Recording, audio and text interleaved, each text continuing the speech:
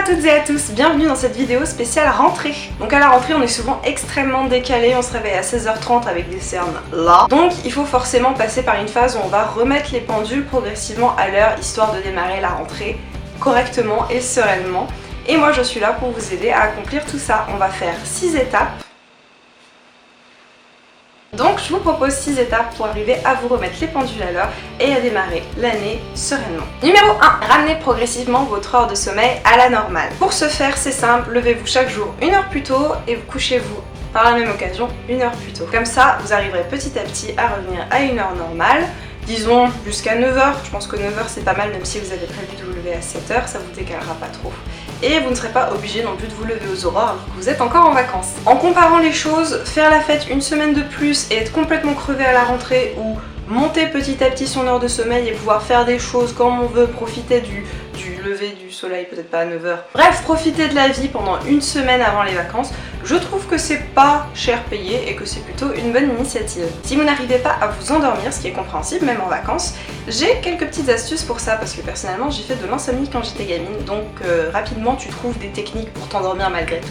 Ce que je vous propose, c'est l'autosuggestion. Si vous avez des choses qui vous tracassent, qui vous angoissent, de l'anxiété, la dépression, tout ça, dites-vous bien que ça ne sert à rien d'essayer de résoudre ces problèmes-là dans votre lit. Vous êtes allongé, vous allez dormir, qu'est-ce que vous voulez y faire? Donc il faut vous dire que vous prenez vos problèmes, vous les mettez au bas de votre lit, ils vont pas bouger, ils vont pas devenir plus gros pendant la nuit, ils vont rester tels qu'ils sont et le lendemain matin quand vous vous réveillerez, vous serez frais et dispo et là vous pourrez vous en occuper. Dites-vous que dans votre sommeil, dans votre lit, vous n'êtes pas la personne que vous êtes juste un être vivant qui a vraisemblablement besoin de sommeil. Sachez aussi qu'il n'est pas nécessaire d'être endormi pour récupérer, donc ça peut aussi vous rassurer si vous vous dites « Ah mon dieu, je suis pas encore endormi, c'est horrible, il est 2h du matin, je vais mourir ». Restez au calme, ça va vous aider à récupérer déjà un minimum, donc ne paniquez pas, sinon ça éloignera encore plus le sommeil. Vous étirez 10 minutes avant d'aller vous coucher, ça peut aussi beaucoup vous aider parce que après l'effort, le corps relâche des endorphines et grâce à ça, vous pourrez mieux vous endormir et de manière générale avoir un sommeil plus réparateur. Numéro 2, faites le plein de vitamines, que ça soit pour faire une cure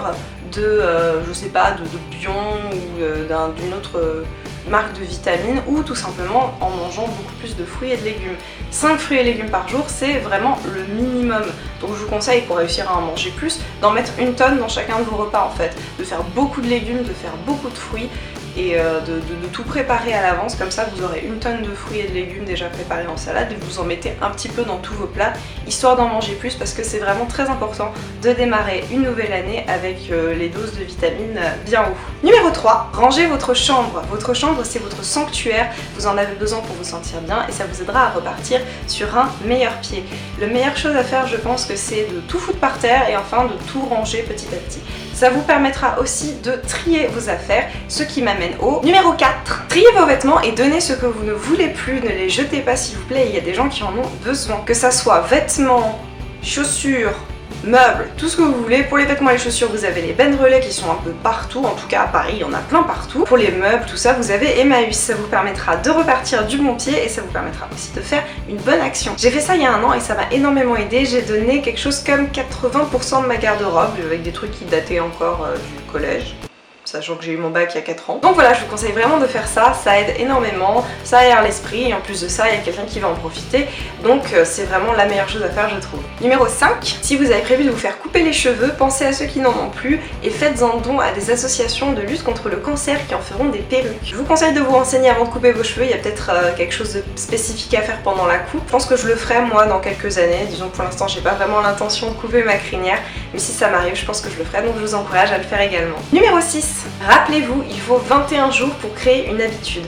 Donc accrochez-vous pendant 21 jours, faites ça, même si ça a l'air d'être une corvée de tout bien faire comme ça pendant 21 jours, et ça deviendra une habitude, quelque chose que vous allez faire mécaniquement, et donc bah voilà, ça va vous servir toute l'année je pense. Pour ce qui est de rentrer dans une nouvelle classe, une nouvelle école, un nouveau lycée, un nouveau collège, je sais ce que ça fait, c'est stressant, mais dites-vous bien que tout le monde est à peu près dans ce même état, tout le monde se pose la même question, est-ce que ça va bien se passer, est-ce que je vais me faire des amis? Si jamais ça se passe mal, n'hésitez pas à en parler s'il vous plaît, parce que moi personnellement j'ai eu pas mal de problèmes niveau harcèlement scolaire, et Je peux vous assurer qu'il faut toujours aller voir quelqu'un d'adulte pour gérer ce genre de choses.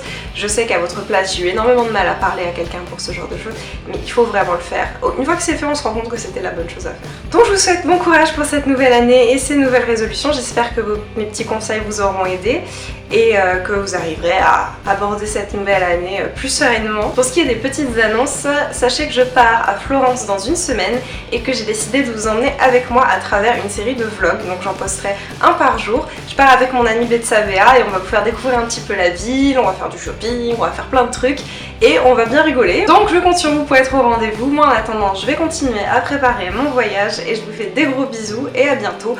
Bon courage! 6 étapes qui vont vous aider à... je suis déprimée comme pas possible. J'ai tout effacé comme une conne en fait. Et là je suis en train de refaire la vidéo et du coup je suis un peu déprimée parce que voilà, elle était tellement belle et je suis obligée de la refaire. Et il n'y a pas de lumière. Bon, les pédales à l'heure. Je sais plus quoi faire, je vais mourir. Respire, respire. Dégage Tom, je suis pas d'humeur, je vais te tuer. Je vais te tuer, je suis pas d'humeur. Arrête!